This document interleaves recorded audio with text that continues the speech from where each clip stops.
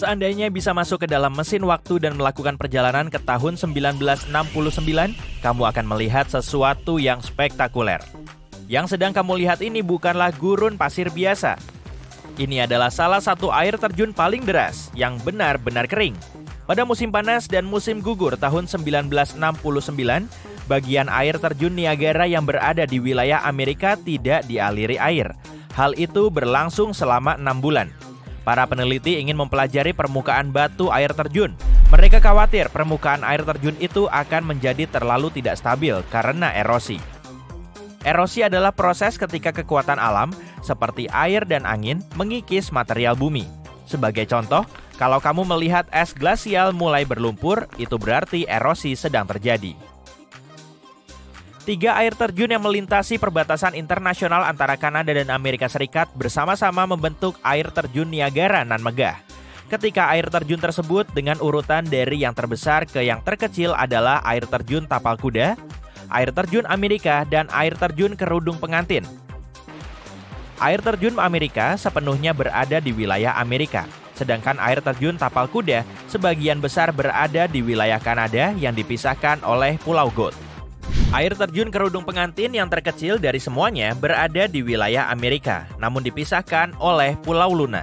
Keren kan perbatasan alami antara Amerika dan Kanada? Banyak yang nggak percaya bahwa kita mampu melawan alam dan menghentikan aliran air yang begitu deras. Tapi itu sudah pernah dilakukan. Butuh bendungan setinggi 182 meter di Sungai Niagara yang sangat lebar untuk benar-benar menahan air terjun menakjubkan ini. Artinya mereka harus mengalihkan 272.000 liter air setiap detiknya agar debit air yang tersisa dapat mengalir menuju air terjun Horseshoe yang sangat besar. Ya, air terjun yang berada di wilayah Kanada. Lebih dari 27.000 ton batu digunakan untuk membangun bendungan itu. Dan lebih dari 1.000 truk mengangkut batu tersebut pada musim panas tahun 69. Pada tanggal 12 Juni, aliran air terjun Amerika berhenti setelah mengalir terus-menerus selama lebih dari 12.000 tahun. Kemudian air terjun Tapal Kuda menampung debit air itu dan mengalirkannya agar penelitian dapat dilakukan. Meski demikian, penduduk setempat tetap khawatir. Mereka tahu bahwa mustahil untuk mengendalikan air sebanyak itu. Mereka takut air akan mengalir ke arah yang berbeda dan menyebabkan banjir besar. Mereka khawatir wisatawan gak akan datang lagi jika tim peneliti tidak berhasil membuat air terjun mengalir kembali seperti dulu. Tapi, turis terus berdatangan, bahkan pada musim panas, dan mereka dapat kesempatan unik untuk melihat sesuatu yang gak pernah dilihat oleh siapapun sebelum atau sesudahnya. Selama periode itu, bahkan ada jalan setapak sementara yang dibangun hanya 6 meter dari tepi air terjun yang dikeringkan. Ini membantu para pekerja untuk membersihkan bagian dasar yang tadinya tertutup air sungai. Jadi, para wisatawan bisa pergi ke sana dan menjelajahi lanskap alami air terjun yang umumnya berada di bawah air, tempat yang nggak bersahabat dan sama sekali nggak bisa dijangkau oleh para pengunjung.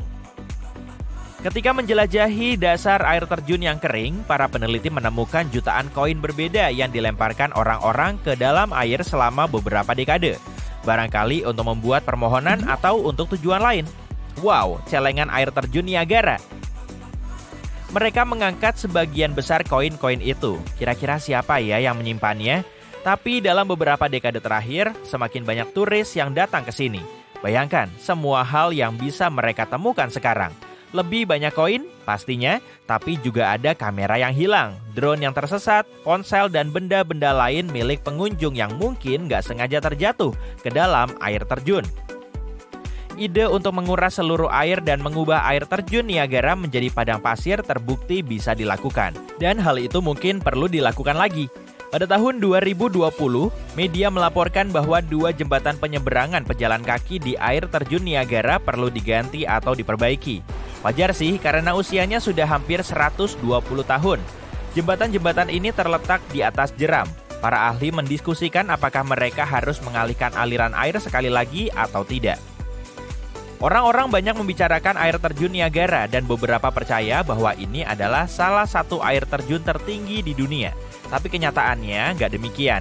Air terjun ini memang terkenal, istimewa dan menakjubkan. Tapi jika menyangkut soal ketinggian, ada hampir 500 air terjun lain di penjuru dunia yang lebih tinggi dari Niagara.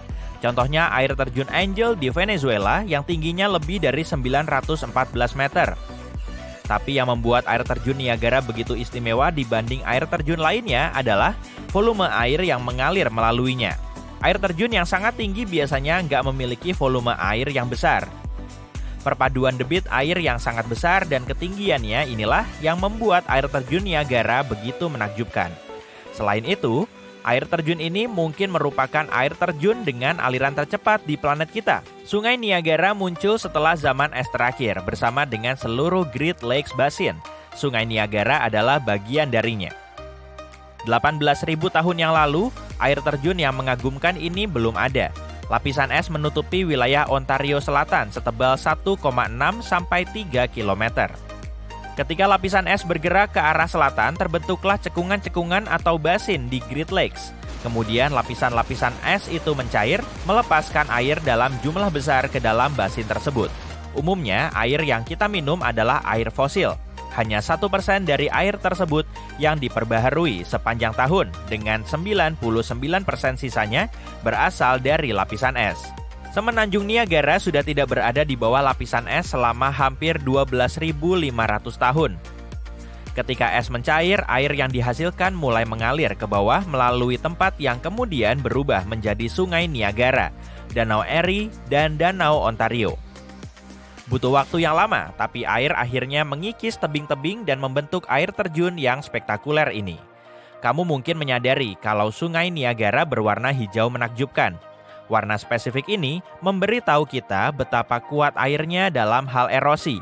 Setiap menit, air terjun Niagara memuntahkan lebih dari 60 ton mineral terlarut. Semua itu bersama dengan garam terlarut dan batuan yang tergerus halus, membuat warna airnya begitu indah. Orang-orang yang tinggal di Amerika Serikat dan Kanada, atau lebih tepatnya lebih dari 1 juta orang yang memiliki akses ke daerah tersebut, menggunakan air Sungai Niagara untuk berbagai tujuan. Contohnya, memancing, mengambil air minum, melakukan kegiatan rekreasi, termasuk berenang, berperahu, dan mengamati burung, menciptakan energi listrik tenaga air, dan masih banyak lagi. Stasiun pembangkit listrik tenaga air pertama di dunia dibangun pada akhir abad ke-19 dan berada tepat di sebelah air terjun.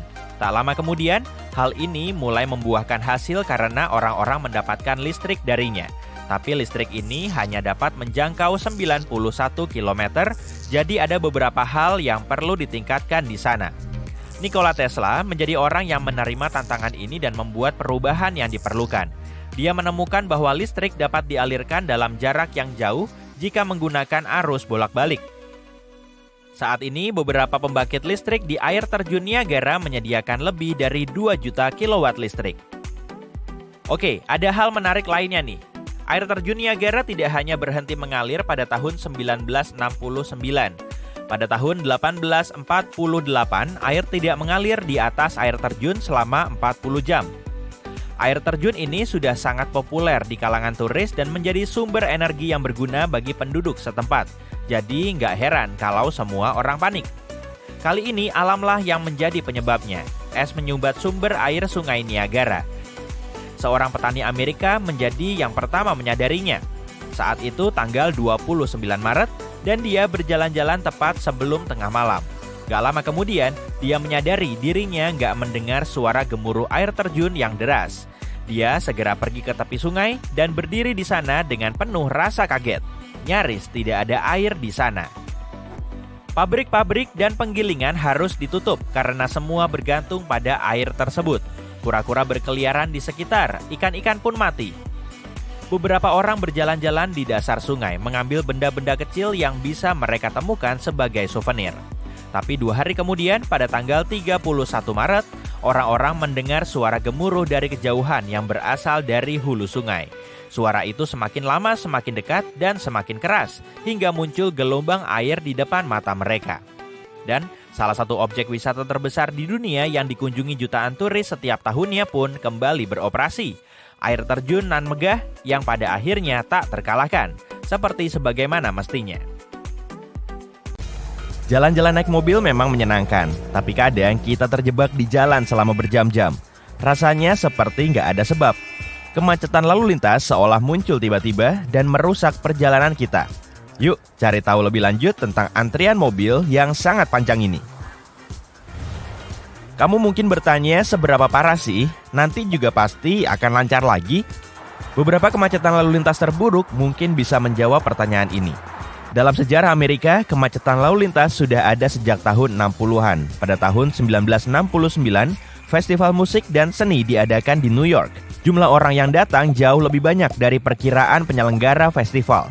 Pada akhirnya, mobil-mobil terjebak selama 8 jam di jalan New York State Thruway pada tahun 2005. Sekitar 2,5 juta orang harus mengungsi dari Texas akibat sebuah fenomena alam.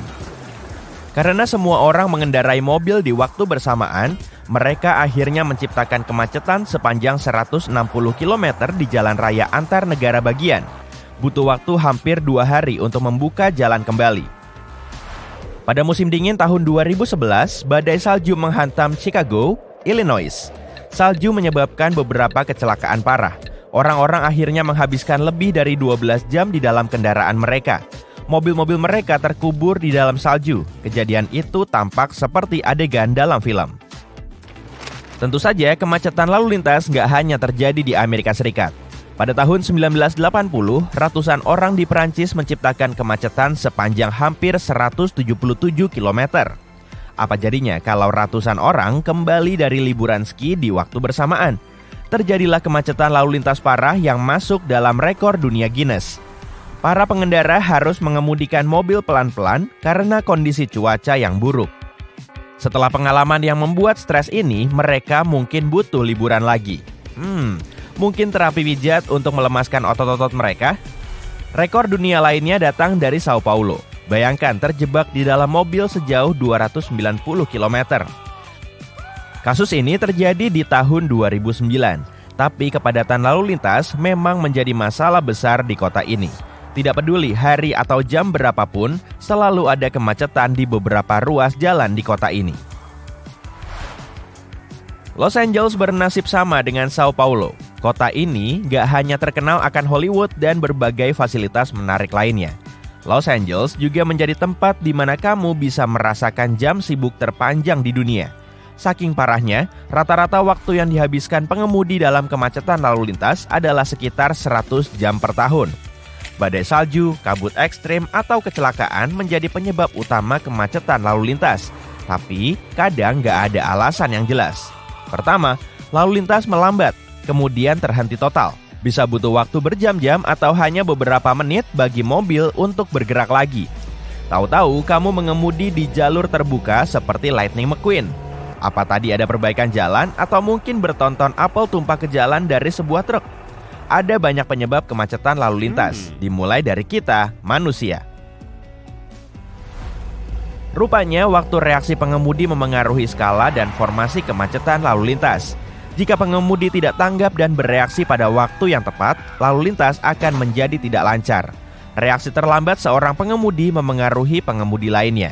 Ini menciptakan efek akordeon. Penelitian mengungkap faktor manusia berpengaruh secara signifikan terhadap kemacetan. Sekitar 650.000 pengemudi berkendara sambil memainkan ponsel. Ini salah satu penyebab menurunnya daya tanggap dan respons pengemudi. Perilaku mengemudi yang buruk bisa menyebabkan kemacetan hantu atau semu. Jalanan dihantui banyak makhluk gaib. Bercanda, nanti kita akan bahas kemacetan hantu. Meskipun pandangan kita nggak tertuju pada ponsel dan nggak memikirkan hal lain, kita nggak bisa membuat semua pengemudi bereaksi dengan kecepatan sama. Untuk itu, kita bisa mendapat bantuan teknologi. Mobil otonom bisa menyesuaikan kecepatan dengan lebih akurat dibanding kita. Secara teori, mobil jenis ini bisa efektif dalam memecahkan masalah ini. Apakah hanya manusia yang menyebabkan kemacetan? Tidak, terkadang komputer membuat kesalahan dan rambu lalu lintas nggak berfungsi. Kadang lampu hijau tidak menyala cukup lama. Kamu berhenti di lampu merah, 4 mobil di depanmu berbelok dan boom, lampu berubah menjadi merah.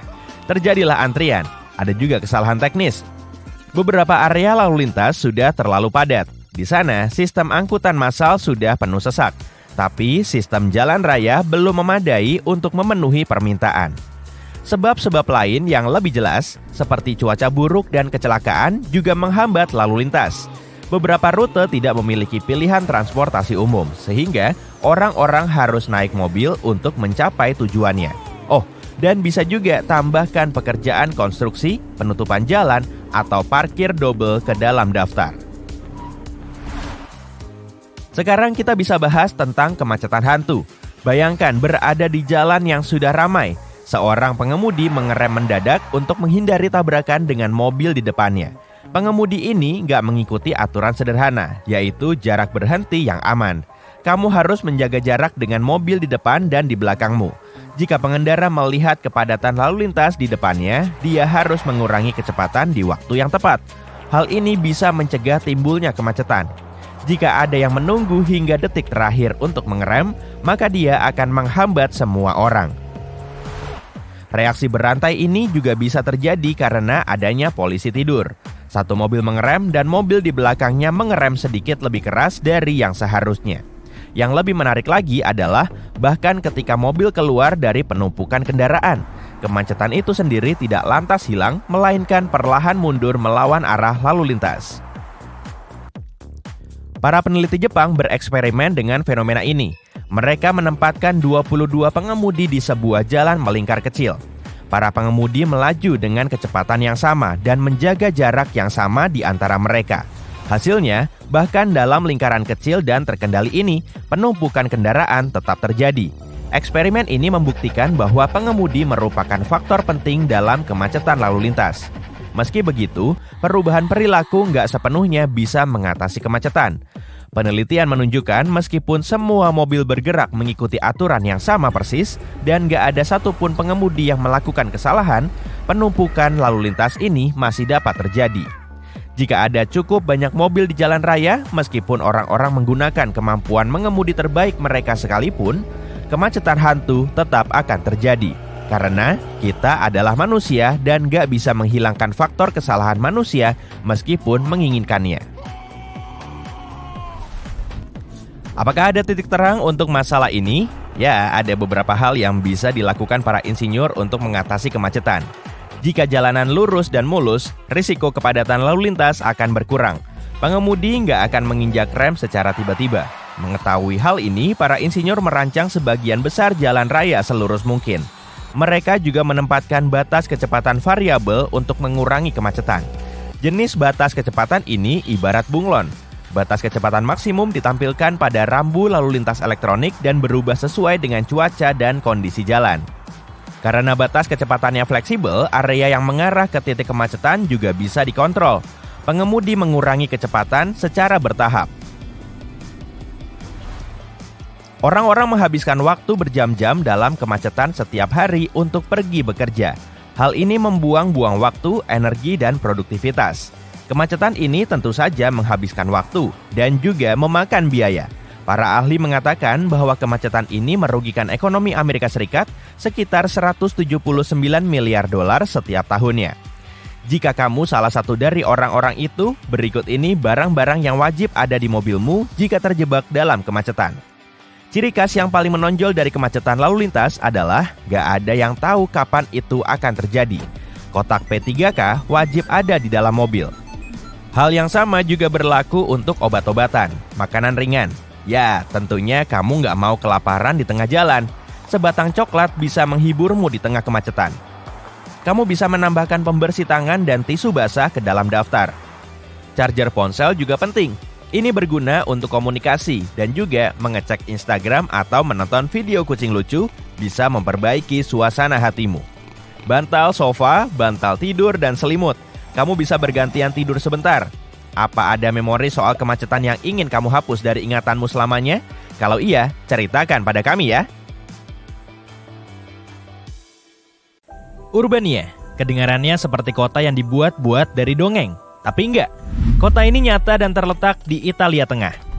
Nama kota ini bukan satu-satunya hal yang aneh. Setiap tahun, koran dan televisi lokal menerbitkan ramalan cuaca yang aneh. Hal ini didasarkan pada irisan bawang bombay. Ya, kamu nggak salah dengar kok. Orang Italia dari wilayah ini dengan penuh semangat menantikan ramalan cuaca berdasarkan sayuran. Tradisi ini sudah ada sejak abad pertengahan. Tradisi ini terus dipertahankan oleh guru sekolah setempat. Setiap tanggal 24 Januari, dia memotong bawang bombay kuning menjadi 4 bagian. Kemudian dia membaginya menjadi irisan. 12 irisan untuk setiap bulan dalam setahun.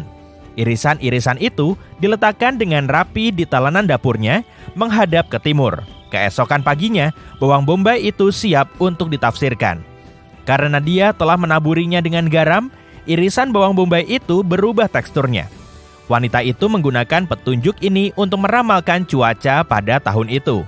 Dia telah melakukan ini selama 3 dekade. Dan sebelum dia, ayahnya telah melakukannya. Sebelum dia, kakeknya. Kamu pasti paham intinya. Membaca bawang bombay telah menjadi tradisi keluarga. Catatan sejarah menunjukkan praktik ini telah berlangsung di Urbania selama berabad-abad. Pada masa itu, para petani menggunakan metode perakiraan cuaca ini untuk membantu pertanian. Sangat penting untuk mengetahui dengan tepat kapan harus menanam benih dan kapan harus memanen hasil panen. Metode ini pasti akurat karena hingga awal abad ke-20, penduduk setempat masih mempercayai bawang bombay lebih dari ramalan cuaca resmi. Hal ini nggak mengherankan. Ramalan cuaca pertama yang didasarkan pada data ilmiah diterbitkan di sebuah surat kabar Inggris pada 1861. Sebelum itu, orang-orang melakukan berbagai cara untuk memprediksi cuaca. Metode yang mereka gunakan mungkin tampak lucu bagi kita saat ini. Ambil ulat bulu woolly bear sebagai contoh. Spesies ini hidup di Amerika Serikat dan Kanada bagian selatan. Menurut legenda, kamu bisa menentukan seberapa keras musim dingin berikutnya hanya dengan melihat pola warna hewan ini. Kalau warna coklat dominan, maka musim dingin akan ringan. Itu adalah cara yang aneh untuk memprediksi cuaca. Tapi percaya atau enggak, cara ini punya dasar dalam ilmu pengetahuan. Kamu tahu siapa ahli entomologi? Ya, mereka adalah para ilmuwan yang mempelajari serangga. Penelitian mereka menunjukkan warna ulat berhubungan dengan berapa banyak makanan yang telah dimakannya. Tapi ada yang menarik. Warna tersebut menunjukkan buruknya musim dingin pada tahun sebelumnya. Meramalkan masa depan bukanlah keahlian ulat bulu woolly bear. Orang-orang berpikir kepik membawa keberuntungan, tapi mereka lebih dari sekedar jimat keberuntungan. Pernahkah kamu mendengar pepatah, ketika kepik berkerumun, hari akan hangat? Hal ini memang benar adanya. Saat cuaca di luar hangat, serangga yang manis ini keluar dari persembunyiannya. Tapi saat suhu turun sebelum hujan turun, mereka terbang untuk mencari perlindungan. Katak juga bisa memprediksi hujan. Tepat sebelum tetesan pertama, amfibi ini bersuara lebih keras. Mereka melakukan hal ini karena akan kawin. Katak bertelur di perairan tawar. Kalau hujan akan turun, maka permukaan air di kolam akan naik. Hal ini meningkatkan peluang hewan ini untuk menemukan pasangan untuk menghasilkan berudu. Apakah orang tuamu menyuruhmu untuk menjauhi sarang tabuhan? Mereka benar, tapi sarang lebah, tawon, dan tabuhan bisa menjadi stasiun cuaca yang sangat baik. Ketika mereka mulai membangun sarang lebih tinggi dari biasanya, musim dingin akan lebih dingin dengan banyak salju. Soalnya, tabuhan nggak bisa bertahan hidup pada suhu yang lebih rendah dari 10 derajat Celcius. Itu sebabnya mereka ingin sebisa mungkin menghindari suhu dingin. Hewan lain yang membesar untuk musim dingin adalah tupai. Perhatikan hewan pengerat yang lucu ini saat kamu pergi mendaki gunung di akhir musim gugur. Kalau mereka terlihat lebih gemuk dari biasanya, maka musim dingin akan sangat dingin. Dan ingin skrat dari zaman es, tupai hiperaktif yang terus-menerus mengejar biji pohon ek. Ketika kamu melihat tupai bertingkah seperti skrat, maka itu adalah tanda pasti musim dingin yang panjang akan segera tiba. Hewan pengerat ini ingin menyimpan makanan sebelum alam menutup toko. Pernahkah kamu memperhatikan lebih banyak sarang laba-laba di rumahmu baru-baru ini? Itu hanyalah laba-laba yang merasakan cuaca buruk mendekat. Selain itu, kalau jaring laba-laba lebih besar dari biasanya, berarti mereka sedang berusaha menangkap lebih banyak mangsa. Itu adalah cara mereka mempersiapkan diri untuk menghadapi musim dingin yang panjang. Ternak mempersiapkan diri untuk periode ini dengan menumbuhkan bulu yang lebih tebal. Kalau kamu tinggal di pedesaan dan melihat domba-domba lebih berbulu dari biasanya, inilah saatnya berinvestasi pada jaket musim dingin yang hangat. Ada Mall Hillock di halaman belakang rumahmu. Selain tersandung di atasnya, kamu bisa menggunakannya sebagai stasiun cuaca kecil. Semakin dalam, semakin buruk musim dinginnya. Biarkan semua hewan itu beristirahat sejenak. Melihat langit juga bisa memberitahumu cuaca. Ada sebuah teori populer setiap hari berkabut di bulan Agustus sama dengan hari turunnya salju di musim dingin. Perhitungan yang cukup tepat untuk sesuatu yang hanya sebuah kepercayaan. Dan kemudian ada bulan. Ilmu pengetahuan sudah tahu bulan punya kekuasaan atas pasang surut laut. Lagi pula, pepatah yang bilang bulan cerah, es segera turun, sudah ada sejak lama. Ketika bulan bersinar terang di langit tanpa awan, keesokan paginya akan terasa dingin. Melihat awan juga memberikan petunjuk tentang cuaca. Awan putih yang tinggi di langit menandakan hari yang cerah dan cerah. Ketika warnanya berubah menjadi hitam dan berada lebih rendah di langit, diperkirakan akan turun hujan. Bentuk awan juga bisa mengungkapkan. Kalau awan terlihat bergerombol ketika kamu melihatnya dari bawah, bukalah payungmu. Hujan akan segera turun. Masih ingat dengan bawang bombay di awal tadi? Bawang bombay bukanlah satu-satunya tanaman yang bisa meramalkan cuaca. Di pegunungan Ozark, ada kepercayaan cerita rakyat yang melibatkan kesemek. Apabila kamu memotong separuh biji buah yang manis ini, perhatikan bentuk di dalamnya. Kalau bentuknya menyerupai sendok, maka akan turun salju pada musim dingin itu. Namun, kalau kamu melihat garpu, maka musim dingin akan ringan. Bentuk pisau, maka cuacanya akan berangin dan dingin. Prediksi aneh berdasarkan alat makan ini punya logika di baliknya. Kesemek Amerika matang pada bulan September dan Oktober. Gak mengherankan kalau orang menggunakan buah ini untuk menanyakan tentang musim dingin yang akan datang. Amerika Serikat adalah negara produsen apel terbesar kedua di dunia. Hal ini memudahkan untuk menguji teori lain. Kalau pohon apel menghasilkan lebih banyak buah dari biasanya, maka musim dingin yang akan datang akan lebih buruk. Ada dua penjelasan mengapa hal ini bisa terjadi. Yang pertama adalah pohon apel menghasilkan lebih banyak makanan untuk hewan-hewan. Yang kedua, mereka ingin memaksimalkan jumlah biji. Untuk berjaga-jaga kalau tanaman nggak bisa melewati musim dingin. Pohon kenari menggunakan taktik serupa. Orang-orang menemukan kenari punya cangkang luar yang lebih tebal sebagai persiapan untuk menghadapi musim dingin yang lebih dingin dari biasanya. Hal yang sama berlaku untuk pohon hickory dan pohon ek. Pine cone lebih dari sekedar dekorasi meja. Ungkapan pinus terbuka cuaca cerah menjelaskan semuanya. Pine cone membuka sisiknya selama cuaca hangat dan kering. Mereka ingin menyebarkan benih mereka sejauh mungkin. Tapi ketika cuaca berubah menjadi lebih buruk, mereka akan menutupnya. Udara dingin atau lembab nggak akan menyebarkan biji pinus jauh-jauh. Saat ini nggak ada orang yang pergi ke hutan untuk melihat betapa gemuknya tupai. Mereka juga nggak mengambil penggaris untuk mengukur pine cone. Semua informasi tentang cuaca yang kita butuhkan ada di dalam ponsel pintar dan di internet. Pada tahun 1950-an, komputer mengambil alih perakiraan cuaca dan mereka telah melakukannya sejak saat itu. Tapi, prediksi cuaca yang nggak akurat masih terjadi. Perakiraan cuaca jangka panjang sangat menantang. Itu karena ada begitu banyak faktor yang berperan.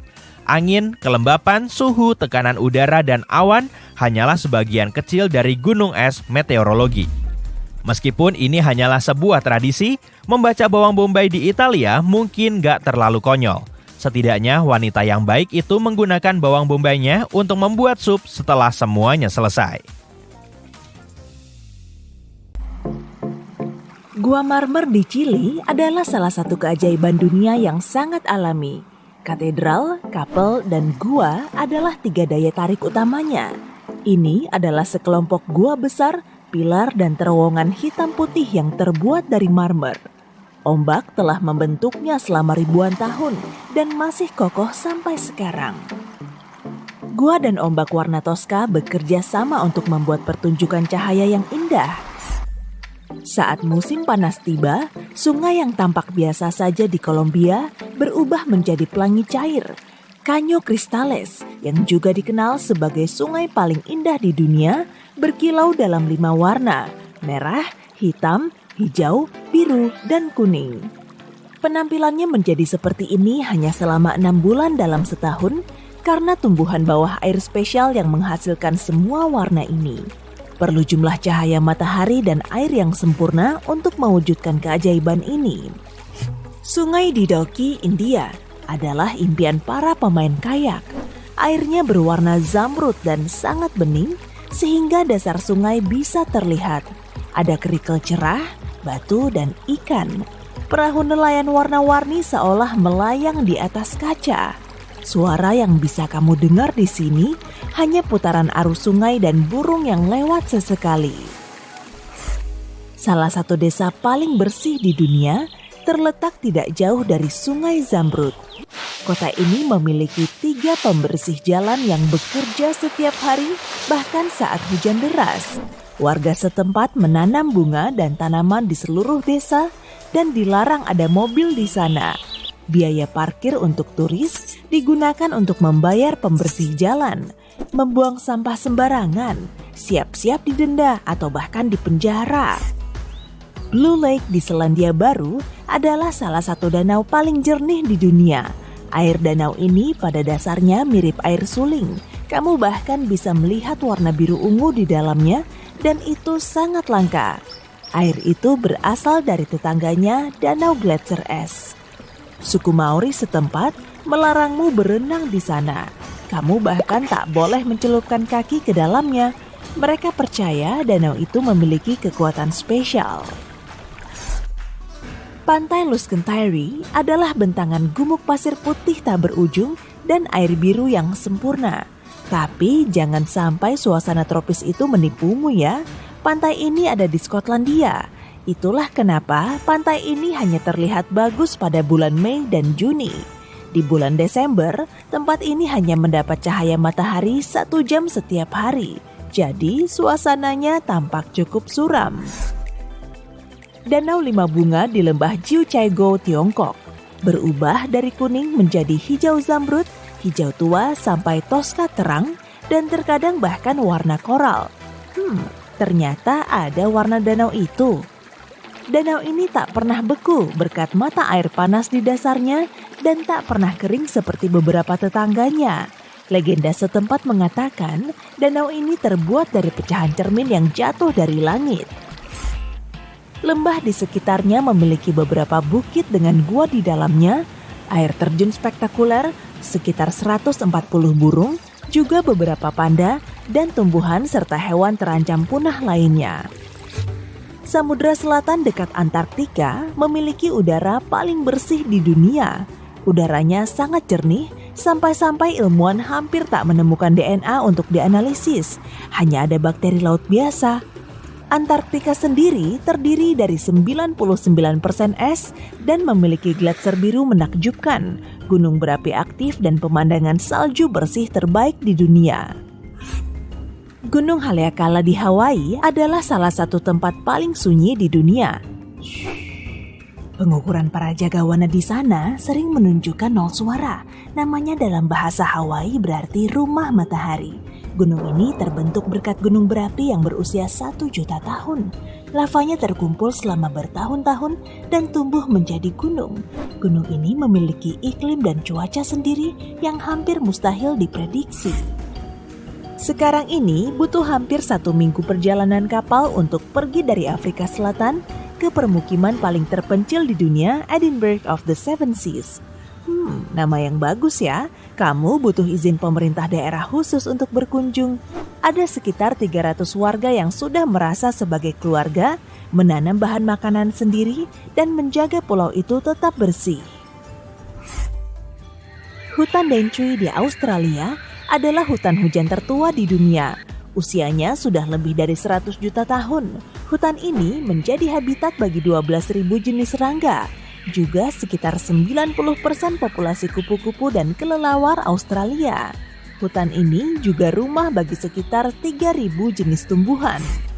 Kepulauan Bazaruto di Samudra Hindia memiliki pasir putih kristal dan batu karang murni. Dan hampir tidak ada turis. Kepulauan ini adalah cagar laut resmi, jadi penangkapan ikan komersial dilarang di sana. Tapi kamu masih bisa melihat nelayan dengan perahu tua tradisional. Itu sebabnya kondisi karangnya masih sempurna. Bazaruto juga rumah bagi beberapa sapi laut yang masih tersisa. Rumpun bambu zamrud misterius bisa dicapai dengan perjalanan kereta dari Kyoto. Ini seperti pintu ke dunia lain. Suara derit dan gemerisik menjadikannya salah satu dari 100 soundscape terbaik di Jepang. Perajin lokal membuat keranjang, tatakan gelas, dan tatakan sumpit dari bambu. Hutan hujan Great Bear di British Columbia terkenal dengan pohon arasnya yang berusia 1000 tahun, air terjun berlumut, air berwarna granit, dan sungai jernihnya. Ini merupakan habitat beruang langka Kermode yang berwarna krem yang juga dikenal sebagai spirit bear. Ada juga rusa sitka, serigala abu-abu pantai, puma, kambing gunung, paus orca, salmon, singa laut, berang-berang laut, paus bungkuk. Ya, begitulah ya kira-kira. Rahasia pantai pasir pink yang seperti gulali di Barbuda adalah karang hancur dengan makhluk merah bersel tunggal yang hidup di bawahnya. Kamu bisa melihat warna merah muda terkenal itu saat ombak cukup kuat. Tempat ini tidak punya fasilitas umum, jadi jauh lebih sepi dibanding pulau-pulau Karibia lain, dan itu sebabnya pantai ini bersih. Butuh ribuan tahun untuk membentuk Picanini Ponds di Australia. Air bawah tanah muncul perlahan ke permukaan melewati batu kapur di sana. Lalu terbentuklah gua bawah laut besar dengan dinding putih menakjubkan. Kamu butuh izin khusus untuk menyelam di sana, tapi itu jelas sepadan. Laplandia di Finlandia memiliki udara paling bersih di dunia. Di daerah ini juga ada cahaya kutub yang menakjubkan itu, pohon bersalju, dan pemandangan putih tak berujung. Manusia pertama kali tiba di sini sekitar 7.000 tahun lalu. Sebagian besar mereka adalah gembala rusa kutub, dan sekarang ada lebih banyak rusa kutub di sana dibanding manusia, dan rusa kutub tidak mencemari lingkungan. Taman Nasional Danau Plitvice adalah salah satu objek wisata paling populer di Kroasia. Taman nasional ini memiliki 16 danau jernih dan penuh warna yang semuanya tersambung oleh air terjun. Rusa, beruang, serigala, babi hutan, dan burung langka berkeliaran menikmati alamnya yang masih murni. Ini adalah situs warisan dunia UNESCO, jadi tempat ini harus tetap bersih. 60 juta tahun lalu, gunung berapi besar dan marah terbangun di tempat yang sekarang bernama Irlandia Utara. Gunung ini memuntahkan basal cair sejenis lava spesial. Basal ini mendingin dan menjadi 40.000 batu loncatan yang saling terkait dan mengarah ke pantai. Menurut legenda lokal, bentuk batu itu sempurna karena dibuat oleh raksasa Irlandia. Dia harus membangun jalan ke laut untuk mendatangi musuhnya di Skotlandia. Badab Esur di Iran Utara memiliki petak-petak travertin unik.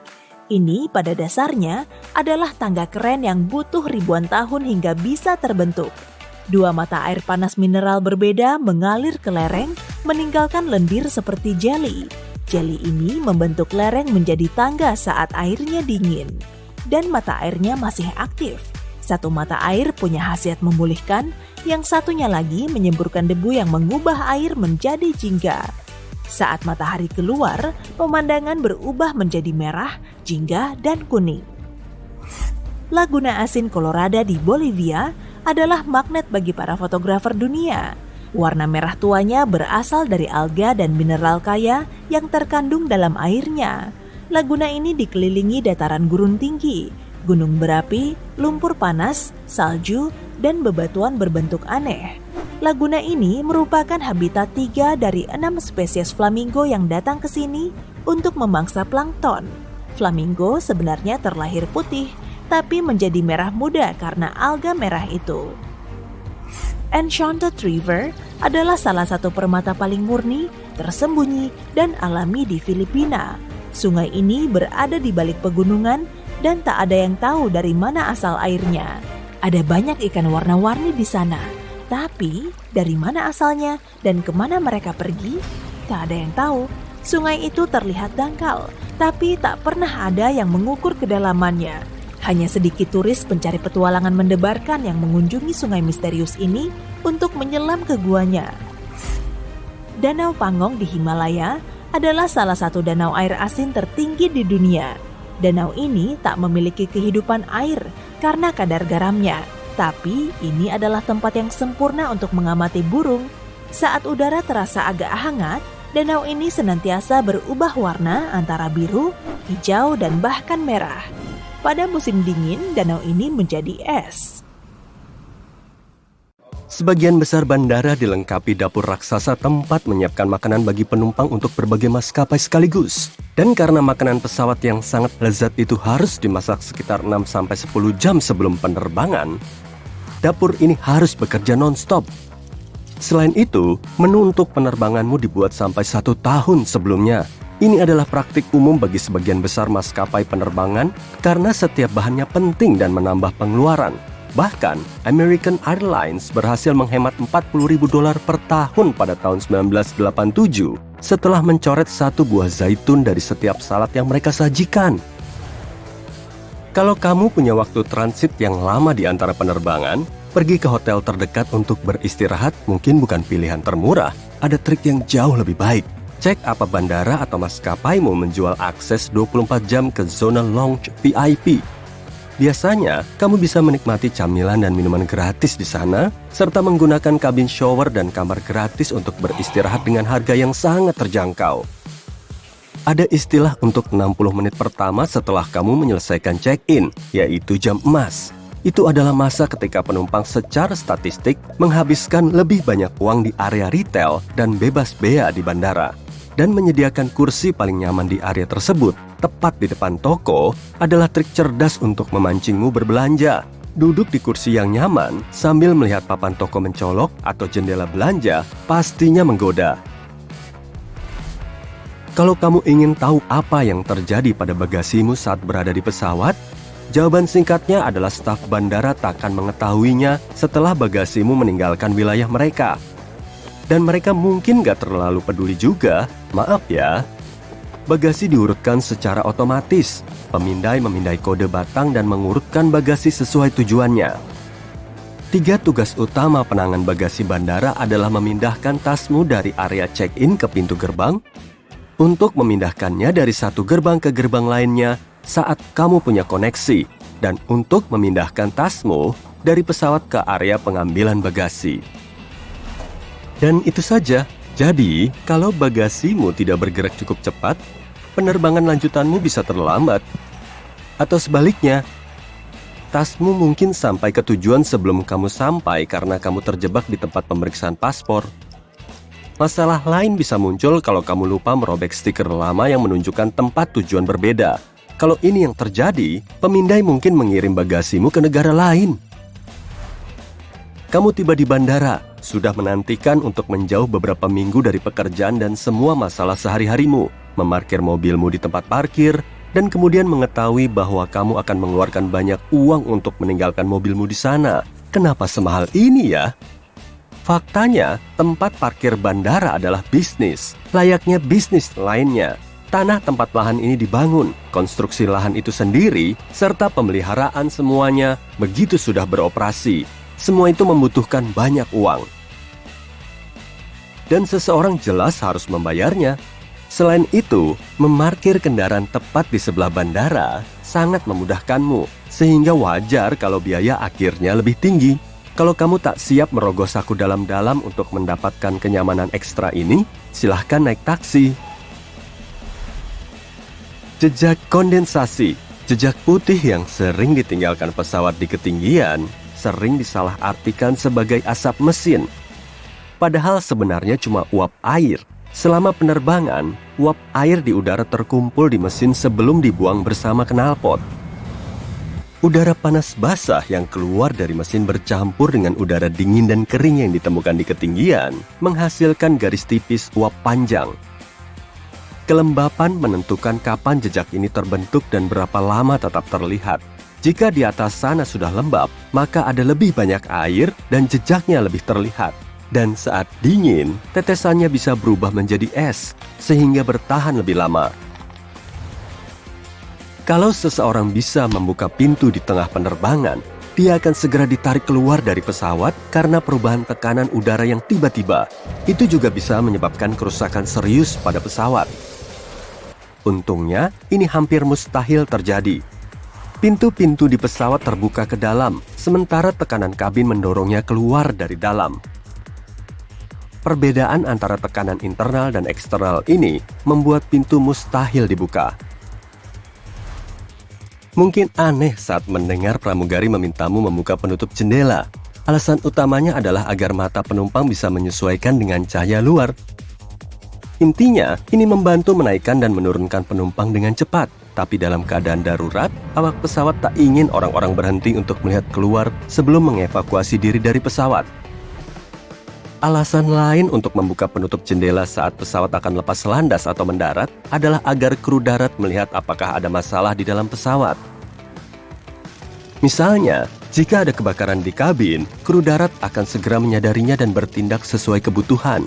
Jika ditutup, kru darat mungkin kehilangan waktu berharga yang mereka perlukan untuk menyelamatkan penumpang dan kru pesawat. Pernah memperhatikan angka-angka di ujung landasan pacu? Mereka sebenarnya digunakan untuk menunjukkan kepada pilot ke arah mana pesawat menghadap. Misalnya, angka 36 adalah kependekan dari mengarah 360 derajat atau ke arah utara. Seiring dengan angka, huruf R dan L menunjukkan apakah landasan terdekat berada di kanan atau kiri. Setiap pesawat komersial yang kamu tumpangi hanya punya satu sayap. Serius? Sayap kiri dan kanan pesawatmu sebenarnya adalah dua bagian dari satu sayap.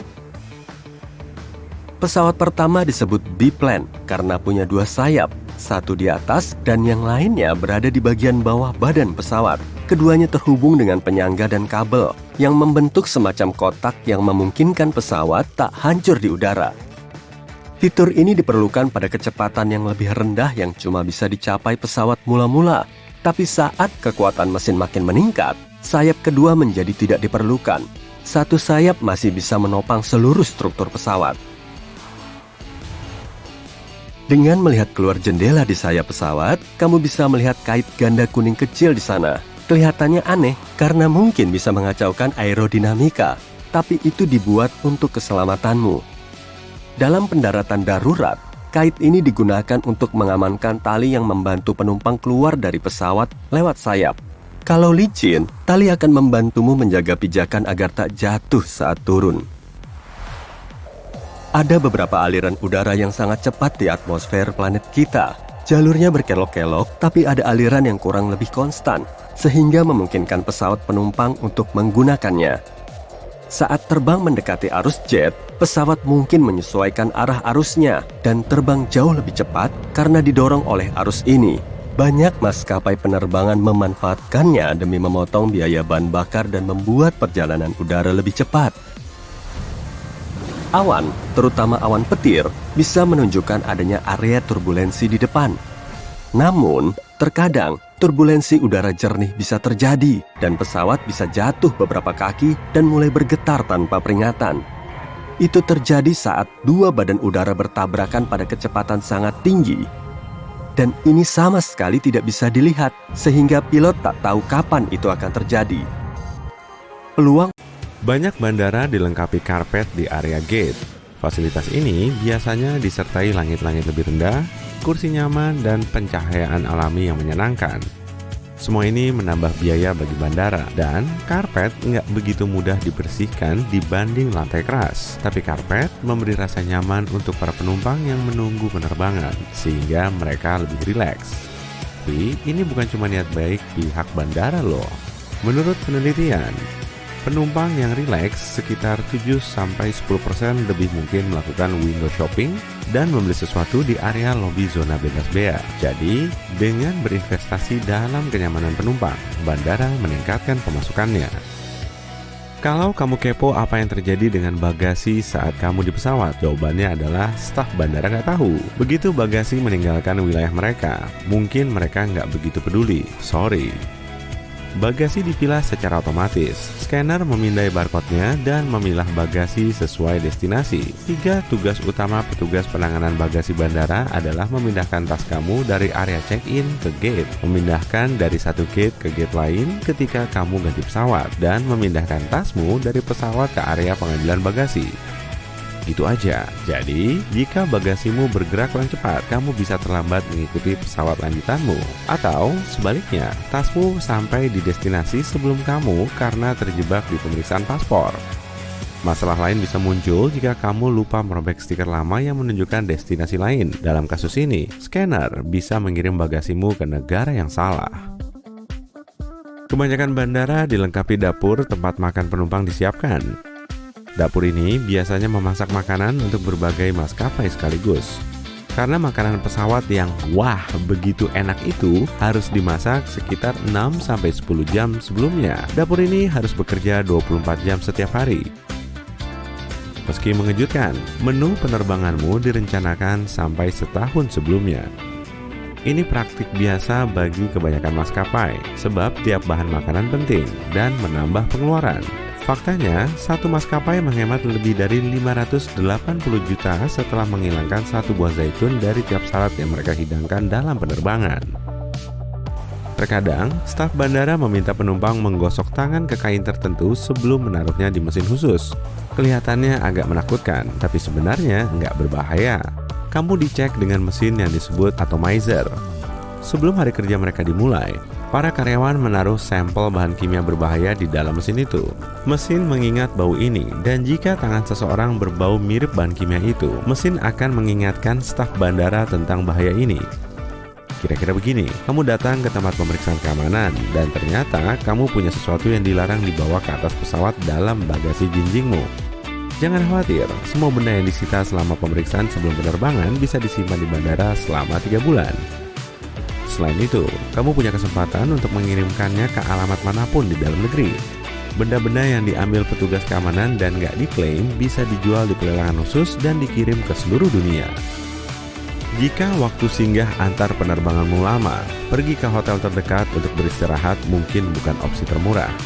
Ada trik lebih baik, periksa apa bandara atau maskapai menjual akses 24 jam ke zona lobby VIP. Seringnya, kamu bisa memperoleh makanan ringan dan minuman gratis di sana, dan memakai kabin mandi serta kamar gratis dengan harga yang sangat terjangkau. Di bandara yang memiliki banyak terminal, cari lorong bawah tanah yang menghubungkan berbagai terminal yang mungkin nggak diketahui kebanyakan orang. Misalnya, di Bandara Frankfurt, Jerman. Ada terowongan berjalan antara Terminal 1 dan 2 yang kebanyakan dipakai karyawan karena penumpang nggak tahu keberadaannya. Ada istilah untuk 60 menit pertama setelah kamu selesai check-in, yaitu golden hour. Ini waktu para penumpang secara statistik membelanjakan lebih banyak uang di area retail dan bebas biaya bandara. Dan menempati kursi paling nyaman pas di depan toko adalah trik pintar untuk memikatmu agar berbelanja. Akui saja, duduk di kursi nyaman memandang lampu gemerlap atau jendela toko bisa menggoda. Dan tepatnya itulah yang diinginkan bandara. Jika penerbanganmu terlalu penuh dan kamu nggak bisa terbang pada waktu yang ditentukan, jangan buru-buru menerima voucher pertama yang ditawarkan sebagai permintaan maaf. Biasanya, maskapai terus menaikkan tawarannya sampai memperoleh cukup sukarelawan yang mau melepaskan kursi mereka. Jika mereka nggak mau dan tanpa disadari menjadi sasaran, kamu bisa berkeras untuk memperoleh ganti rugi tunai, tergantung pada harga tiket. Dan lama penundaannya, kamu bisa berhak memperoleh sampai Rp18.900.000. Kebanyakan bandara mempunyai ahli profiler. Orang ini mempraktikkan SPOT atau Screening Passengers by Observation Technique atau menyaring penumpang dengan teknik observasi. Petugas ini menganalisis ekspresi, bahasa tubuh, dan perilaku guna mendeteksi orang mencurigakan. Tugas mereka adalah melihat tanda nonverbal dari kecemasan, seperti orang yang selalu menjilat bibir mereka, gatal-gatal, dan banyak melihat sekeliling. Jika profiler melihat orang yang bersikap aneh, dia memeriksa orang ini dan mengobrol untuk mencari tahu lebih banyak tentang orang tersebut. Profiler bekerja di hall utama dan area pengawasan paspor. Pertanyaan yang biasa diajukan adalah, apa tujuan kunjunganmu?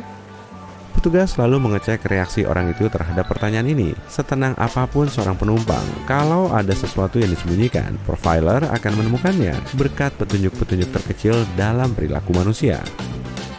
Sebelum memasuki pesawat, bagasimu melalui 5 tingkat keamanan, dan salah satunya, selain memindai isinya, diperiksa oleh anjing khusus yang bisa mengendus bahan kimia berbahaya. Hidung anjing jauh lebih tajam dibanding hidung manusia manapun. Faktanya, anjing membedakan bau 10.000 sampai 100.000 kali lebih tajam dibanding manusia. Nggak heran kalau bandara memanfaatkan indera super ini untuk keamanan dan secara teratur memakai anjing pelacak untuk mendeteksi bahan-bahan mencurigakan. Yang benar-benar keren adalah kamu nggak akan bisa membedakan anjing pelacak dari anjing biasa sejenis. Nggak seperti anjing polisi, anjing bandara nggak dilatih untuk menakut-nakuti atau mengintimidasi orang. Ras pelacak paling populer adalah Golden Retriever, Labrador, dan German Shorthair Pointer. Mengecas ponselmu di tempat yang disediakan kelihatannya nyaman, tapi ini nggak aman. Jika tempat pengecas cuma memungkinkan kamu mencolokkan kabel, malware bisa terpasang di ponselmu tanpa kamu sadari. Satu-satunya cara aman mengecas ponsel atau tabletmu adalah mencari stop kontak dan memakainya dengan pengecasmu. Hal yang sama berlaku pada Wi-Fi gratis bandara, karena bandara mengharuskan kamu melakukan autentikasi. Seringnya, seseorang bisa mudah mengakses datamu ketika kamu memakai hotspot Wi-Fi yang enggak diproteksi. Lebih aman pakai data ponselmu sendiri, tapi jika terpaksa harus memakai Wi-Fi bandara, lebih baik bersihkan atau enkripsikan semua informasi penting dalam ponselmu. Mengeluarkan laptop dari bagasi jinjingmu tiap kali melalui keamanan mungkin menjengkelkan. Tapi staf bandara harus melihat dengan jelas perangkatmu untuk memastikan nggak ada yang disembunyikan di dalamnya. Di layar pemindai sinar X, laptop mirip benda semi-transparan dengan harddisk, CD-ROM, dan apapun yang sangat jelas terlihat. Tapi petugas keamanan nggak bisa melihat di balik bagian itu. Misalnya, baterai yang agak besar. Orang cenderung memilih antrean keamanan yang terdekat dengannya. Kalau ternyata antrean itu berjejal banget, cari setelah pemeriksaan KTP dan tiket. Kamu mungkin melihat tempat pemeriksaan dengan antrean yang jauh lebih sedikit. Beberapa tempat pemeriksaan berlokasi di pinggir terminal yang jauh sehingga orang nggak melihatnya. Menerapkan TSA, Transportation Security Administration, atau Administrasi Keamanan Transportasi, bisa menghemat waktu bepergian di dalam dan luar Amerika. Menjadi anggota program ini memiliki keuntungan. Pertama, bisa lebih cepat melalui pemeriksaan keamanan dan paspor. Jika kamu wisatawan pre-check, kamu nggak perlu melepas sepatu atau ikat pinggang, dan nggak perlu menaruh cairan atau laptop dalam wadah khusus. Kalau kamu nggak terbang ke atau dari Amerika, kamu bisa mencari jasa serupa yang tersedia di negaramu. Jika kamu terbang dengan kelas ekonomi tapi nggak menyukainya, siapa yang suka coba? Lakukan check-in online dan periksa opsi tempat duduk sekitar 4 hari sebelum penerbangan. Biasanya, ini menjelang waktu maskapai mengupgrade kursi, dan kamu bisa memperoleh upgrade ke kelas bisnis dengan biaya murah atau kadang gratis. Kamu juga bisa minta upgrade setelah di bandara. Kebanyakan orang melupakan peluang ini atau nggak peduli, jadi mungkin kamu akan beruntung.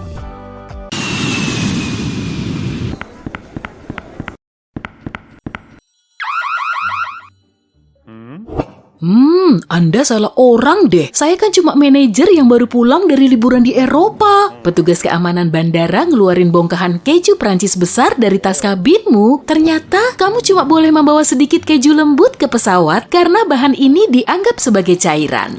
Nah, ada fakta serunya nih. Kamu boleh-boleh aja kok kalau mau bawa parutan keju ke pesawat, tapi jumlah maksimumnya cuma 100 ml. Perlu diingat ya, jangan marut keju di atas pesawat karena kejumu harus tertutup rapat di kantong plastik. Tapi nggak apa-apa juga sih kalau kamu mau bawa keju keras. Wah, si petugas mulai nyita keju, botol air mineral besar, wadah krim, dan souvenir mewahmu tuh. Nah kan, pisau lipat yang kamu beli di Jenewa kena razia juga. Sebentar lagi pasti bakal dilelang. Kalau kamu beruntung, bandara akan nyediain jasa pengiriman souvenir dan kejumu itu ke rumahmu langsung dengan biaya tambahan. Tapi nggak semua bandara menerapkan aturan ini. Sebagian barang sitaan akan dilelang untuk menghasilkan uang dan biasanya barang ini dijual dalam paket. Jadi, barang yang udah disita akan sulit dikembalikan ke pemiliknya lagi. Sebagian barang lain yang fungsinya lebih spesifik akan akan disumbangkan ke berbagai organisasi. Contohnya, semprotan merica yang bisa diserahkan ke Akademi Kepolisian. Sedangkan keju, buah eksotis terlarang atau makanan lain biasanya cuma dibuang. Sejumlah barang yang membahayakan bisa dilelehkan atau dihancurkan. Magic 8 Ball memang nggak membahayakan, tapi harus dimasukkan ke bagasi karena di dalamnya terdapat cairan. Mungkin jumlahnya kurang dari 100 ml, tapi nggak tahu juga sih. Mungkin kamu mau nanya ke bolanya langsung? Kali aja bakal dibales. Jangan percaya. Bantalan gel pereda nyeri juga bisa mengganggu loh. Dan lagi-lagi, jumlah cairan di dalamnya nggak bisa dihitung secara pasti. Intinya, penumpang nggak boleh bawa bantalan gel dan lilin gel.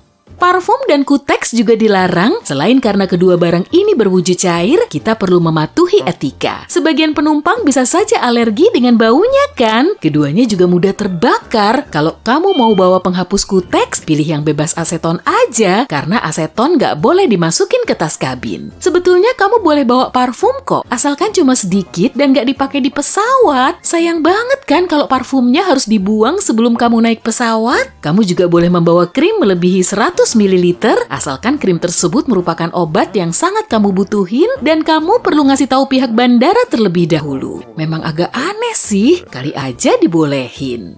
Kalau kamu perlu ngecek suhu tubuhmu di pesawat, gunakan termometer digital ya, jangan yang raksa, karena itu dilarang keras. Gak ada yang mau ngebersihin raksanya kan, kalau termometermu tiba-tiba jatuh? Pin bowling juga nggak boleh dimasukin ke tas kabin. Kayaknya para kru kabin nggak mau penumpangnya seru-seruan dikit dengan main bowling di lorong pesawat ya. Bukan itu, tapi untuk menjaga keselamatan. Menurut mereka, pin bowling bisa melukai penumpang lain. Peralatan olahraga seperti pedang anggar, bat, atau dart juga dilarang. Dart berbentuk runcing dan benda tajam nggak boleh dibawa ke kabin. Barang seperti ini harus masuk bagasi, kecuali kamu udah merelakannya untuk dilelang. Kalau kamu suka bikin kerajinan tangan dalam penerbangan panjangmu, sampai-sampai punya cukup waktu buat ngerajut shawl, pilih aja jarum rajut plastik atau kayu. Kemudian, bungkus rapat-rapat supaya nggak menimbulkan kerusakan. Jarum berbahan logam akan dibuang dengan dilelehkan. Sama seperti barang lain yang berisi cairan, bola kristal salju juga akan disita. Kalau ukurannya sekecil bola tenis, mungkin masih dibolehin, tapi sebaiknya cari aman aja lah. Kamu bisa memasukkannya ke bagasi. Produk pemutih nggak perlu dibawa ke kabin meski kamu pakai baju putih ya. Produk ini nggak boleh dibawa ke pesawat karena mudah terbakar. Selain itu, baju putih yang masih baru kurang cocok dipakai di pesawat karena bisa tersiram kopi saat ada turbulensi. Belum lagi kalau kamu harus ngebersihin nodanya di kamar mandi kecil, pasti akan sangat merepotkan kan? Kalau kamu seorang penata rambut, kemungkinan kamu perlu ngeluarin uang tambahan karena bleach rambut nggak boleh dibawa ke pesawat. Gunting juga dilarang, kecuali panjang maksimum bilahnya 10 cm. Gunting yang disita di bandara biasanya disumbangkan ke sekolah. Sayang juga kan kalau cuma dibuang begitu aja. Penata rambut juga nggak boleh bawa wadah gas berisi butana dan catokan tanpa kabel. Tapi kalau catokan listrik boleh dibawa kok. Buat kamu yang berprofesi sebagai seniman, aturan keselamatan di pesawat pasti udah menyulitkanmu kan? Kalau nggak mau catmu beku atau rusak di bagasi, sebaiknya masukin ke kabin aja. Petugas keamanan akan ngebolehin kamu membawa cat minyak asalkan jumlahnya maksimum 100 ml. Tapi kamu nggak boleh bawa terpentin karena bahan ini sangat mudah terbakar.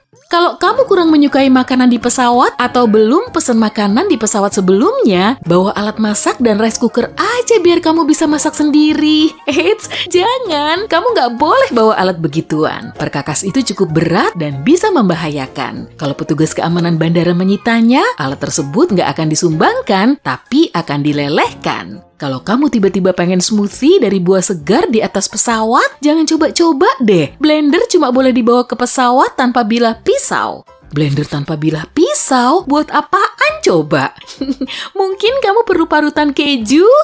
Hiasan Natal memang bikin suasana Natal jadi lebih meriah, tapi benda ini bisa mengotori pesawat. Suara berisik yang dihasilkan juga bisa bikin penumpang lain ketakutan. Sama seperti party popper dan kembang api, barang ini nggak boleh dimasukkan ke bagasi. High heels dan sol tebal memang nggak dilarang, tapi bisa menimbulkan masalah. Kalau kamu pakai high heels, petugas keamanan mungkin akan memintamu untuk melepasnya agar bisa memindainya. Lantai bandara dipenuhi kuman meski ada penutup sepatu dari plastik. Gaun pengantin juga bisa bikin repot, apalagi kalau nggak muat dimasukin ke mesin X-ray. Petugas perlu memeriksanya 2 kali. Kalau kamu suka camping, hati-hati aja nih. Sebelum melakukan perjalanan, mungkin kamu perlu pesen banyak bagasi. Masukkan juga pasak tenda ke bagasimu. Meski cuma bawa sedikit barang dengan ransel, bisa-bisa kamu perlu membelinya setelah sampai di destinasimu. Karena termasuk benda tajam, pasak tenda nggak boleh dibawa ke kabin. Aneh juga ya kalau ada penumpang yang bawa bor di dalam tas kabinnya yang seberat 2,2 kg itu. Yang jelas, benda tersebut juga dilarang. Tapi, kalau kamu mau bawa bor sebagai oleh-oleh anti-mainstreammu, masukin aja ke bagasi. Jangan coba-coba masukin kulkas es kering ke pesawat ya. Upayamu pasti akan gagal. Bahan ini mudah terbakar. Demi keamanan, kamu nggak boleh membawanya ke pesawat. Tapi kamu masih bisa bawa es kering kalau bobotnya nggak melebihi 2,5 kg dengan izin dari maskapai. Benda yang memiliki bilah pisau tanpa tutup juga akan disita pihak keamanan. Tapi silat sekali pakai atau pisau cukur bisa dibawa ke pesawat. Tang dan pisau, kecuali pisau mentega lembut harus dimasukkan ke bagasi. Sabun batangan boleh dibawa ke kabin, tapi jangan panik ya kalau petugas keamanan mau ngecek tasmu setelah memindainya. Di layar pemindai, produk ini akan kelihatan aneh dan bisa bikin mereka salah paham. Nah, kalau sabun cair, ikuti aturan umumnya aja ya. Aturan soal baterai bisa beragam. Aki basah nggak boleh dimasukin ke kabin maupun ke bagasi. Baterai litium juga nggak boleh dibawa ke pesawat karena bisa memicu kebakaran kalau sampai rusak. Kamu bawa-bawa laser pointer saat naik pesawat ya? Udahlah, sebaiknya tinggalin aja. Laser pointer nggak boleh dibawa ke kabin maupun bagasi. Tongkat jalan memang bisa digunakan sebagai alat bantu jalan dan boleh dibawa masuk ke kabin. Tapi anehnya, petugas keamanan bisa aja melarangnya. Untuk lebih amannya, sebaiknya kasih tahu dulu ke pihak maskapai. Oke sip, semoga penerbanganmu lancar ya. Saat mau masuk ke pesawat, kamu pernah lihat pramugari yang naruh tangannya di belakang nggak? Mungkin mereka ngelipat tangannya begitu biar tetap selamat saat pesawatnya lepas landas? Enggak lah. Kakak pramugari ini lagi ngitung penumpang yang mulai menaiki pesawat dengan alat penghitung khusus. Menurut cerita yang beredar luas, makanan di pesawat terasa nggak enak. Padahal aslinya tetap enak kok. Fungsi indera perasa kita aja yang agak berantakan karena udara kering. Akibatnya, air liur di mulut menjadi kering, lalu menumpulkan kepekaan indera penciuman yang membantu proses mengecap rasa sebanyak 80%. Jadi, maskapai nambahin banyak bumbu agar penumpang pesawat lebih bisa ngerasain makanan tersebut. Sabuk pengaman dipasang di perut karena pengaruh turbulensi. Nah, saat pesawat melompat ke atas dan ke bawah selama turbulensi, sabuk di pinggang bisa nahan tubuh kita biar nggak mental ke langit-langit pesawat. Sabuk pengaman bahu di dalam mobil melindungi pemakainya dari tabrakan horizontal. Pramugari juga punya sabuk pengaman bahu karena mereka selalu duduk menghadap penumpang untuk menjaga ketertiban. Sedangkan semua penumpang menghadap ke depan. Awak kabin duduk membelakangi pesawat. Saat pesawat melesat kencang, penumpang bisa terdorong ke kursi, tapi tubuh pramugari tertahan oleh sabuk bahu dan pinggang.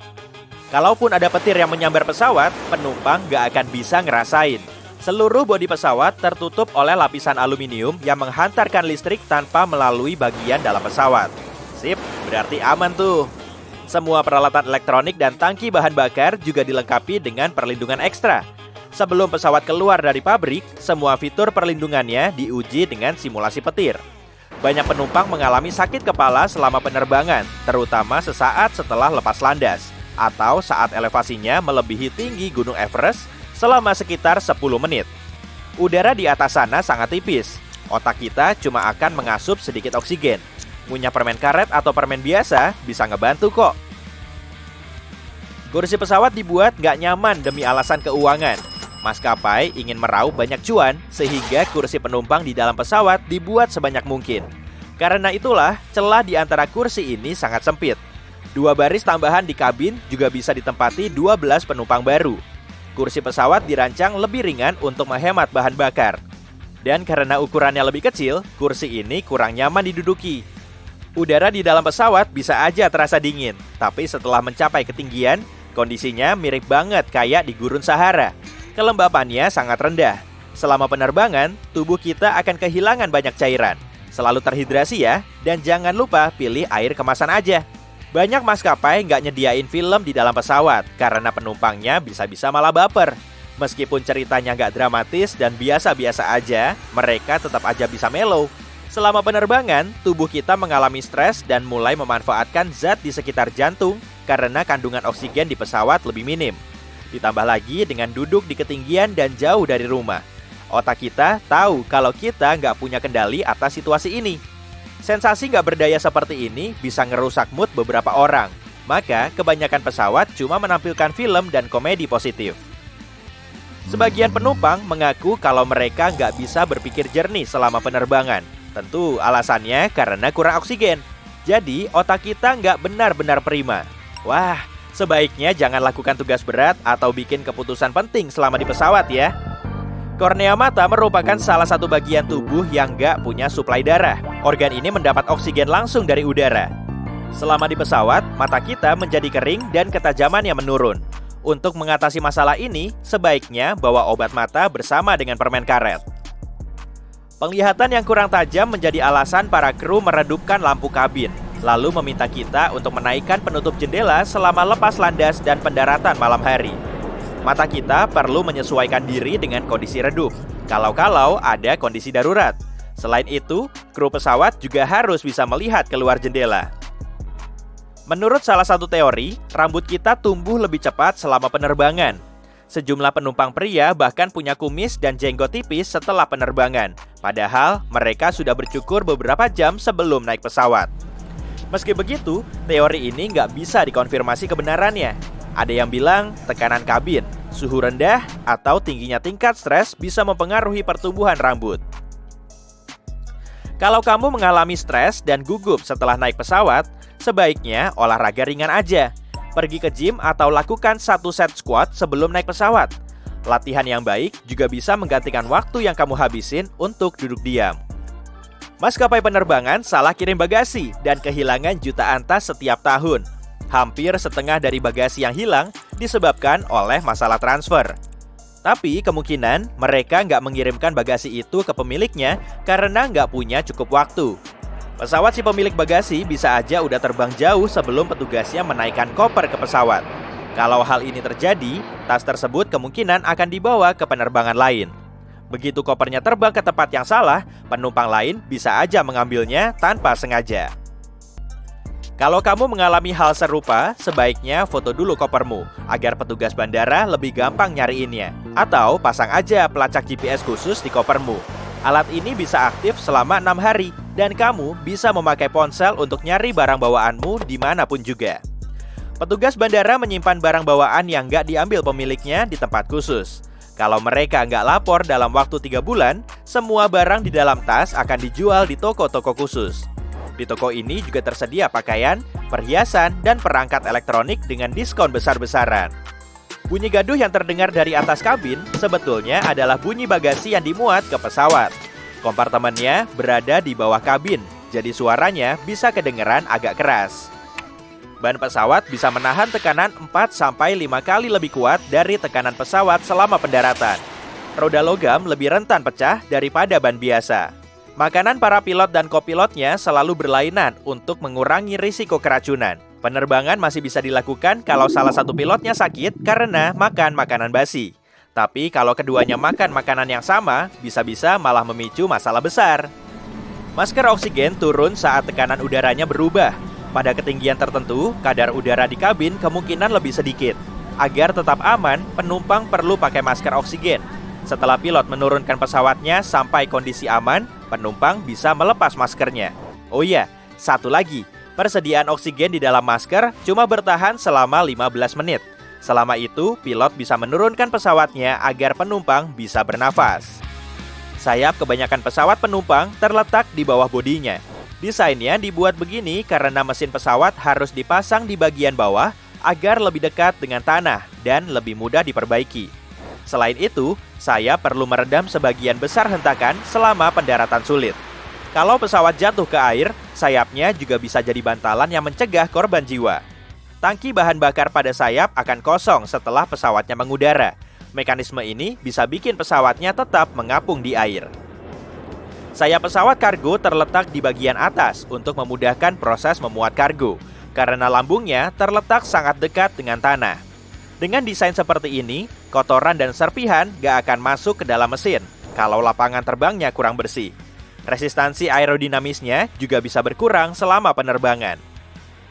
Segitiga kecil di dinding pesawat merupakan label khusus untuk para pramugari. Di dekat segitiga ini terdapat jendela khusus yang juga dilengkapi dengan indikator berkedip. Artinya, roda pendaratan telah dimasukkan lagi dan flapnya ditutup. Tapi bagi penumpang biasa, spot ini bisa jadi tempat yang pemandangannya paling cantik. Turbulensi sering terjadi selama penerbangan, tapi biasanya guncangan dari turbulensi nggak terlalu kuat, sehingga sebagian penumpang nggak merasakannya. Sedangkan turbulensi kuat sangat jarang terjadi. Turbulensi disebabkan oleh udara panas dan dingin saling mempengaruhi pesawat. Ibaratnya, seperti balon udara jumbo yang dinaiki orang. Di bawah balon ada penyembur apinya kan? Api ini memanaskan udara dan udara panas mengangkat balonnya ke angkasa. Jadi, turbulensi adalah udara panas yang dihasilkan oleh alam. Kemudian, pesawat akan mengalami hal-hal yang serupa dengan balon tadi. Tapi, turbulensi juga bisa terjadi kalau pesawatnya berada di bawah aliran udara panas yang ditinggalkan pesawat lain.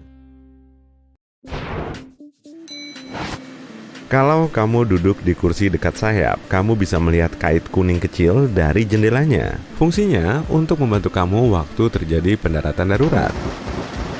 Seluncuran karet hanya bisa dibuka dari pintu darurat depan dan belakang pesawat. Di pintu darurat tengah, penumpang harus berjalan ke atas sayap dan turun dari sana.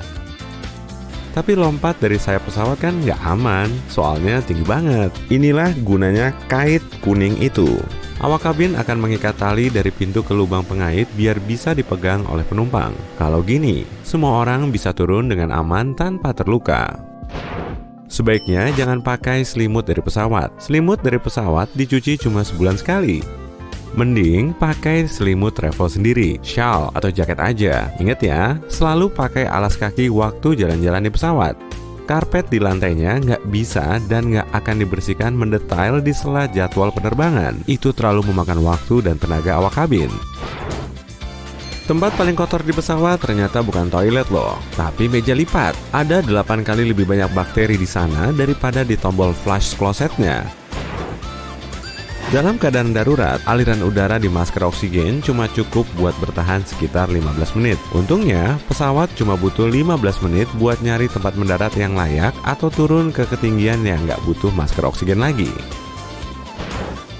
Kamu harus menegakkan kursi dan melipat meja sebelum melepas landas dan mendarat demi keselamatan. Kursi yang dibaringkan emang nyaman, tapi bikin penumpang di belakang kamu susah keluar dari kursinya. Padahal itu penting waktu terjadi keadaan darurat. Meja lipat yang dibuka juga sama, tapi sekarang kamu yang susah buat buru-buru berdiri kalau terjadi sesuatu. Terus, meja lipat ini bikin kamu kesulitan buat membungkuk di kursi, menaruh kepala di antara lutut, dan melindungi bagian belakang kepala dengan tangan. Padahal, kamu harus melakukan itu saat pendaratan darurat. Coba bayangin ngelakuin itu waktu meja lipatnya dibuka. Pas ngelihat sekeliling kabin, kamu merhatiin segitiga hitam atau merah di sekitar bagian tengah pesawat. Apa sih itu? Stiker ini ngasih tahu awak kabin di mana letak sayap pesawat biar mereka langsung nengok ke jendela yang tepat waktu ada masalah di luar.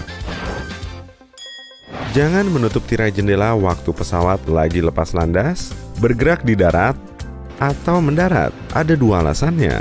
Pertama, awak kabin harus selalu bisa melihat situasi di luar. Mereka akan terbantu kalau tirai jendela dibuka.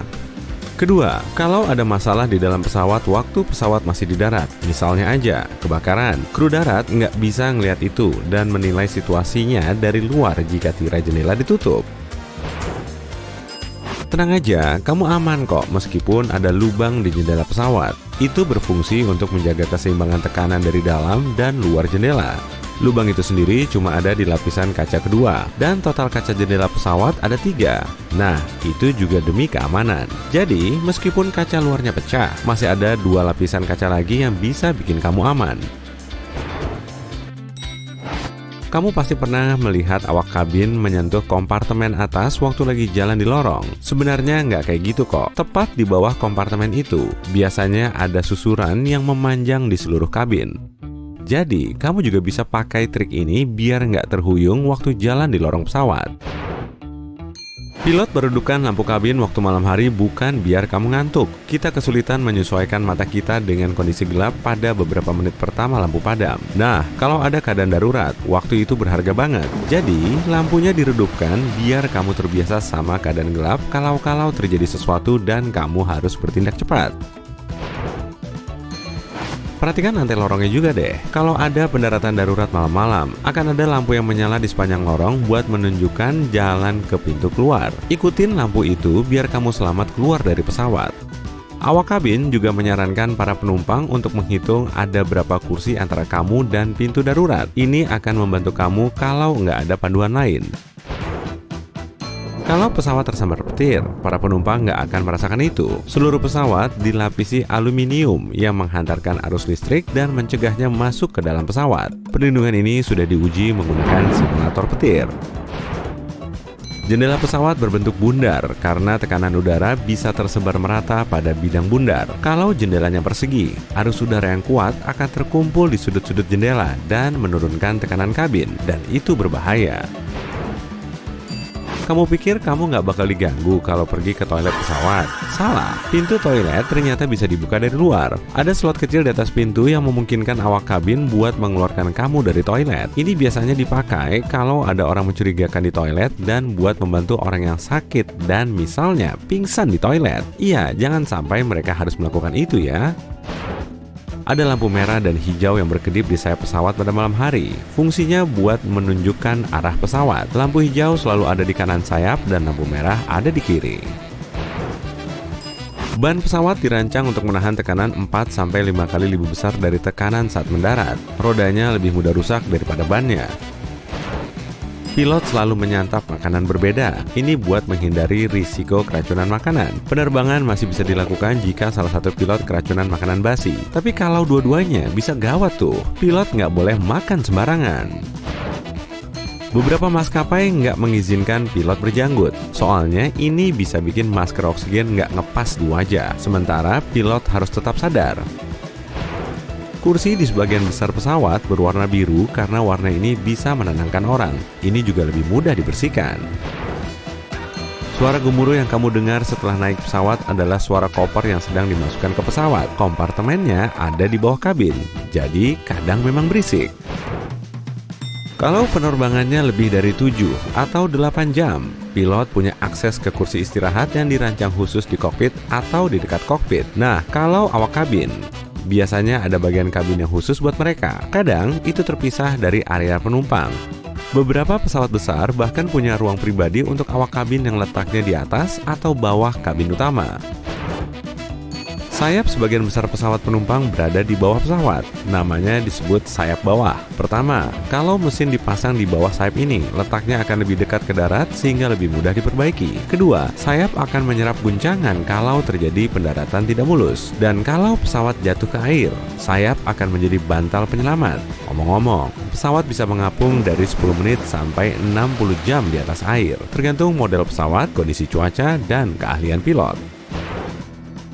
Kebanyakan pesawat berwarna putih karena warna ini bisa memantulkan cahaya matahari dengan baik dan bikin bodi pesawat nggak terlalu panas. Nah, kerusakan paling terlihat di warna putih, dan cat putih juga lebih murah. Kayaknya sabuk pengaman bahu lebih aman, tapi kok pesawat pakai sabuk pengaman pinggang?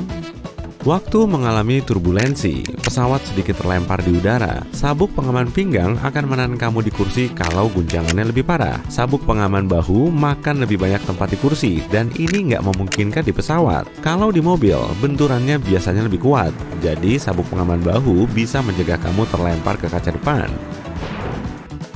Kursi awak kabin memang punya sabuk pengaman bahu, tapi itu karena kursi mereka nggak begitu nyaman dibandingkan dengan kursi penumpang. Kursinya lebih sempit dan menghadap penumpang. Awak kabin butuh perlindungan tambahan agar tidak jatuh dari kursi mereka kalau pesawat berguncang cukup keras. Mereka juga harus membantu dan mengarahkan penumpang kalau ada evakuasi. Jadi, kondisi mereka harus prima. Kita selalu naik pesawat dari sisi kirinya. Ayo, pada nyadar nggak? Pertama, kapten biasanya duduk di sisi itu. Dengan begini, kapten lebih mudah meluruskan pesawat dengan garba rata terminal. Pengisian bahan bakar dilakukan di sisi kanan. Koper kamu juga dimasukkan dari sisi kanan pesawat. Kalau penumpang naik dari kiri, pekerjaan para awak nggak akan terganggu. Kamu baru memesan tiket liburan dadakan dan punya waktu 3 jam sebelum penerbangan. Kamu ambil semua yang bisa kamu lihat, memasukkannya ke koper dan menaruh tabir surya di atasnya, lalu bergegas ke bandara. Kamu melihat petugas keamanan dan berhasil check-in 1 menit sebelum tutup. Petugas maskapai yang ramah memintamu meletakkan koper ke timbangan dan memasukkannya ke sistem penyerahan koper. Kopermu mendapat label dengan kode batang unik 10 digit. Ada informasi penerbanganmu di sana. Banyak bandara dan maskapai menggunakan teknologi baru dengan chip pengenal frekuensi radio untuk melacak koper secara langsung. Ini seharusnya mengurangi masalah koper yang hilang dan terlambat. Kopermu menghilang di balik tirai karet. Sekarang perjalanan luar biasanya di ban berjalan dimulai. Di bandara besar, koper bisa berjalan berkilo-kilometer. Jalurnya seperti roller coaster dengan ribuan tas. Hei, jangan lupa belok kanan. Sekali lagi, kali ini ke kiri. Ups, salah satu tas baru saja terjungkal ke lajur lain. Semoga labelnya lengkap dan masuk ke pesawat yang benar ya. Satu belokan lagi. Ini seperti jalan raya padat di jam sibuk. Perhentian pertama, pemeriksaan keamanan. Tas dipindai dengan mesin sinar X dan seringkali juga dengan alat pendeteksi zat kimia. Kalau ada barang mencurigakan di dalamnya, tas itu juga akan diperiksa secara manual. Aman, tasmu berhasil sampai di gudang besar. Di sini, robot atau staf memilah koper untuk dikirim ke pesawat yang benar. Mereka bisa memindai label koper yang diterima saat check-in. Beberapa tas tertahan agak lama di titik pemilahan. Pasti itu untuk pesawat selanjutnya. Kopermu dinaikkan ke troli pesawat bersama dengan koper lainnya. Petugas darat bandara mengatur prosesnya. Penarik koper menarik troli. Petugas penanganan koper menaikkannya ke pesawat. Lalu pesawat lepas landas. Saat pesawat mendarat di tujuanmu, petugas koper lain menyambutnya. Mereka menurunkan semua koper dan membawanya ke terminal. Kali ini, perjalanannya jauh lebih singkat. Kopermu langsung dinaikkan ke ban berjalan koper dan kamu pun bertemu kembali dengannya. Skenario ideal ini terjadi sekitar 99% waktu.